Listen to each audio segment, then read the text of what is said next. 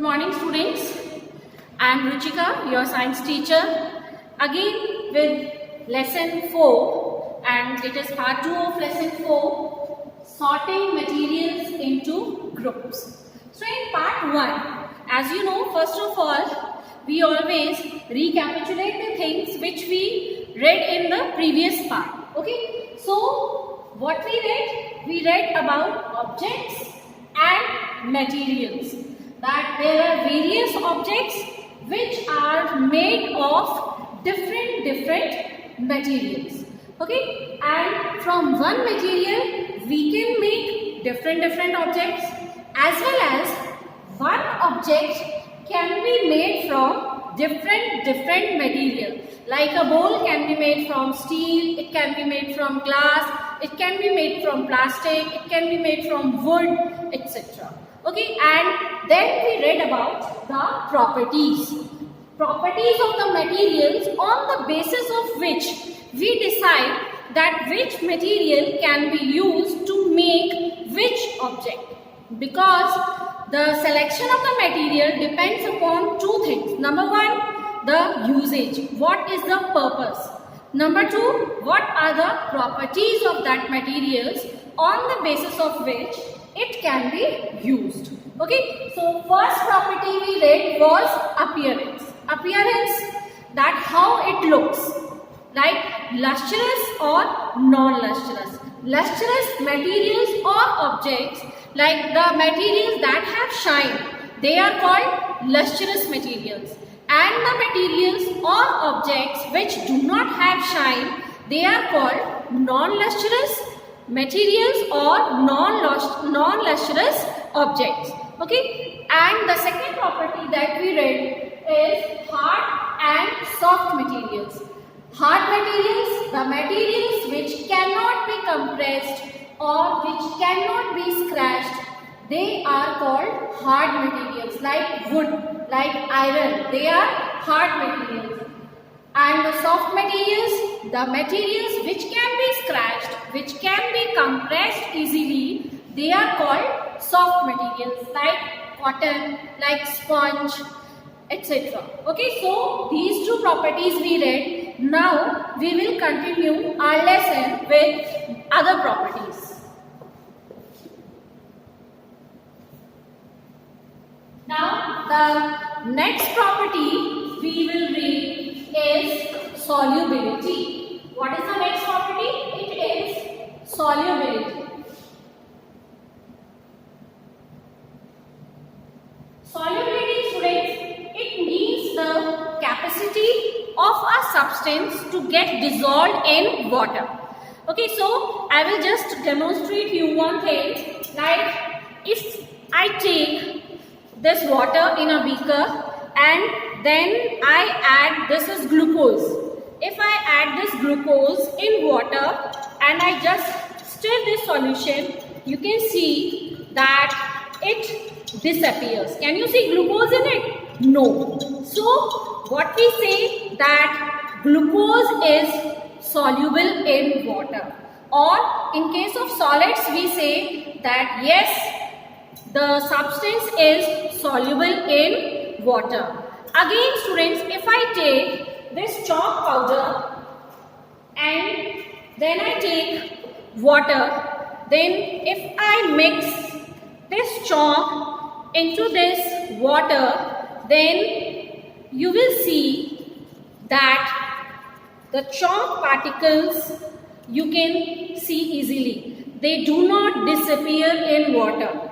So what we say that chalk powder is insoluble in water. So on the basis of these two things, we say that some substances which disappears in water, they are called soluble substances, and the substances which do not get disappeared, they are called insoluble substances. Also, students, if we take liquids, for example, I take milk and then I just add this milk in water. Okay, so you can see that yes, milk and water easily get mixed with each other. You cannot see the two different layers. So, in case of liquids, we say that this liquid is miscible in water. These two liquids are miscible liquids, or because they easily get mixed with each other. So, what is the term that we use? We use miscible. MISCIBLE. It is used for liquids only. You should keep this thing in your mind that when two liquids easily get mixed with each other, they are called miscible liquids. Again, students, I take another liquid which is oil. Okay, if I dissolve oil in water, then you can see, and if I just stir this solution, so what you observe? You will observe a separate layer of oil above the water. Okay, you can see the two different layers. Upper layer is of water and the lower is water. So what we say that oil and water both are liquids, and these liquids are called immiscible liquids. What we call immiscible liquids. These are immiscible liquids. So in case of solids we use soluble and insoluble. In case of liquids we use miscible and immiscible. Again, students, another question arises that are there some gases which are soluble or insoluble? Yes. So what is our answer? Yes. Like oxygen. Oxygen is dissolved in water. You know that fishes, they absorb this oxygen and they use this oxygen for the process of respiration. Okay, so this oxygen which is dissolved in water, it is used by the aquatic animals. So we say that yes, oxygen gas. For gases also we use the term soluble and insoluble. So oxygen gas is soluble in water. Also you drink the aerated drinks like cold drinks. So in cold drinks, students, carbon dioxide gas, it is soluble in water. Okay, so are there any gases which are not soluble, or we say which are insoluble in water? So what is our answer? Yes. Nitrogen gas. Nitrogen gas, it is insoluble in water. Methane gas, it is also insoluble in water. Okay, so on the basis of solubility, we categorize the substances into various parts like soluble and insoluble in cases of solids and gases, and miscible and immiscible in cases of liquids only. Okay, so what is our next property? Our next property is floating or sinking in water. Floating or sinking. You must have observed, students, that in water, if you drop some things will float and some things they sink in water. Like we mix these two liquids, oil and water. So you can see that oil is floating on the surface of water. Why? Because the density of oil is less than the density of water. Okay, so on the basis of this, we can group the things into two categories, that some objects they float in water, some objects they sink in water. If I put this eraser in water, you will see it will sink. Why it sinks? Because its density is higher than the density of water. Okay, I just use this, the cap of pen, you will see it floats on water. Okay, so why? Because its density is less than water. Similarly, I have one coin, friends. If I drop this coin in water, you can easily see that this coin settles at the bottom of the water, or we can see that it sinks in the water. So some things, some objects, they sink in water, whereas there are some substances or some material or some objects which float on water. So this is our second property on the basis of which we can group the objects, that some things float on water and some things sink in water. Okay. Now on the basis of this classification, again we have next category which is called transparency. It is the property which is called transparency. So in transparency, students, transparency, it is a property in which we can see or we cannot see through the objects. Okay, there are some objects through which we can see easily. Like in this glass, it is made of plastic, you can easily see water. Why you can see? Because this transparent glass, this glass allows light to pass through it and you can easily see through it. So such materials which allow light to pass through them and through which we can see easily, these objects are called transparent objects. What we call transparent objects. So what is number one category is transparent.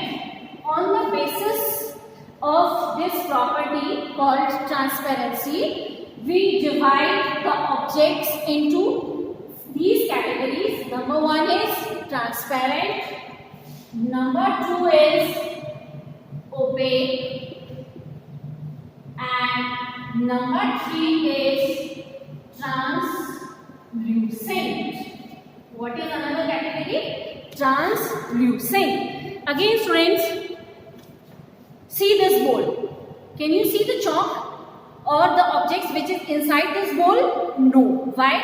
Because you cannot see through this object. This is opaque. So on the basis of transparency, first of all, we divide the objects into two categories. Number one, transparent, through which we can see easily. Number two is opaque, through which we cannot see the things. Okay, now we have one more category, students, that is translucent. Translucent objects are those objects which allow some light to pass through them. In the bathrooms, you must have seen the frosted glasses, through which you can see but not very clearly.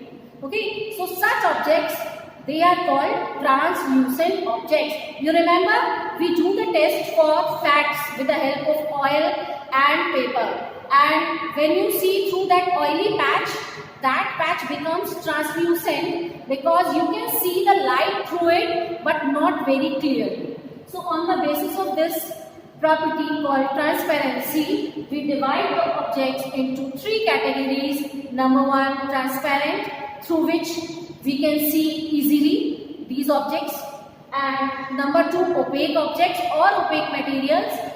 Through such materials or objects, we are not able to see. For example, student, this board. Can you see through this board? No. Like cardboard. Can you see through cardboard? No. Okay. Now, another category that we have is translucent. Translucent objects are those objects through which we can see but not very clearly because they allow some light, some portion of light to pass through. Okay, so various properties that we read in this chapter. Number one, appearance. Number two, hard and soft materials. Number three, solubility. Number four, floating or sinking in water. And number five is transparency.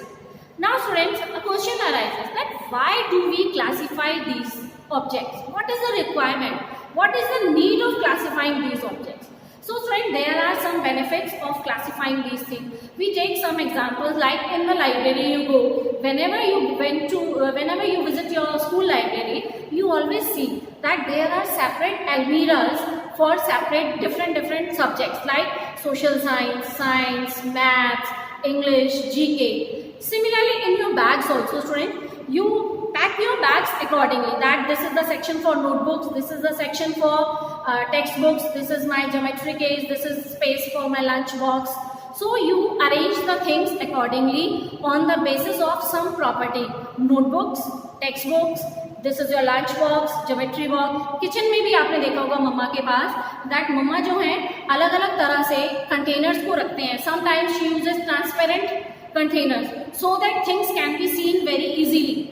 Okay, and some objects जो that she doesn't want कि वो नजर आए, तो वो objects को वो OPEC boxes में रखते हैं.